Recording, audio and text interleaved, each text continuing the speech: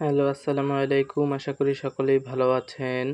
আজকে দেখাবো আমার ফার্মে কি জাতের হাঁস আমি পালন করি। প্রথমে দেখছেন আমার ফার্মের রাজাহাঁস। এগুলো আমার ফার্মের রাজাহাঁস।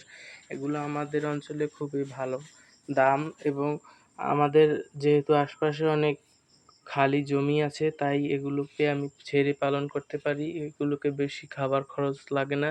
তাই এগুলোতে আমার খুবই ভালো একটা লাভ থাকে। এই যে হাঁস দেখতেছেন, এগুলো যেমন যদি বিক্রি করি আমি একেকটা ৩,০০০-৩৫০০ করে বিক্রি করতে পারবো এবং খাবার খরচ খুবই কম। খালি কুড়ো আর ধান ইচ্ছা করলে আপনারা খালি কুড়ো খাওয়াইয়েও পালতে পারেন এগুলোকে।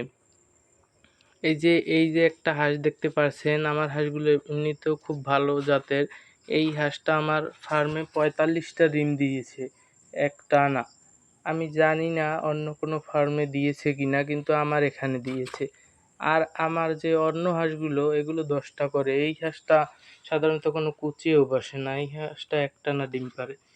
এই দেখুন আমার দেশি হাঁস, এগুলো বাচ্চা, দেশি হাঁসগুলো বাচ্চা। এগুলোও আমি অনেকগুলো পালন করি। এগুলোর বড় হাঁস আছে, এগুলোর বড় হাঁস আমি পরে দেখাবো। এই যে এখানে 14টা আছে। আপনারা যদি আমার ভিডিও ভালো লাগে তাহলে সাবস্ক্রাইব করে পাশে থাকতে পারেন। প্রতিদিন নতুন নতুন ভিডিও দিব আমি আপনাদেরকে। এগুলো যখন বড় হয় তখন আমি ছেড়ে দেই।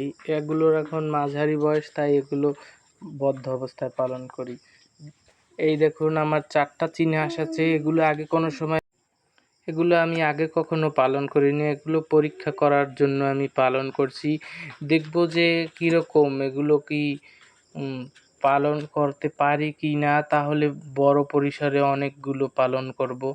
এখন অল্প কয়েক পিস পালন করতেছি, দেখি কেমন এগুলোর রেজাল্ট কেমন, তারপর আমি অনেকগুলো পালবো।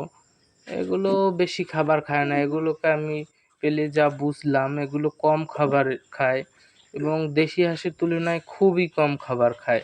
এগুলো সারাদিনের ভিতরে 2 বেলা খাবার দিলেই হয়। এই যে আগে যে হাঁস দেখলেন, ওগুলোর প্যারেন্টস এই যে এখানে কয়েকটা, এখানে কয়েকটা। এগুলোর মধ্যেও 12-13টা হাঁস আছে আমার। এগুলো আবার অন্য পুকুরে আসে, আমার বাসা থেকে একটু দূরে আসে এই হাঁসগুলো। এটাও আমাদের বাসারই একটা পুকুর। এই পুকুরের ওই পাশেও আমার অনেক হাঁস আছে। আশা করি যদি ভালো লাগে তাহলে সাবস্ক্রাইব করে পাশে থাকবেন। সকলে ভালো থাকবেন। এই হাঁসগুলো আমার বাড়ি থেকে একটু দূরে আসে, তাই একটু দেখাতে সমস্যা হচ্ছে। আসসালামু আলাইকুম।